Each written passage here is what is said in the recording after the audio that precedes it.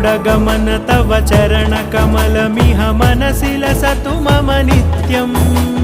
गरुडगमन तव चरणकमलमिह मनसि लसतु मम नित्यम् मनसि लसतु मम नित्यम् मम तापमपाकुरु देव मम पापमपाकुरु देव मम तापमपाकुरु देव मम पापमपाकुरु देव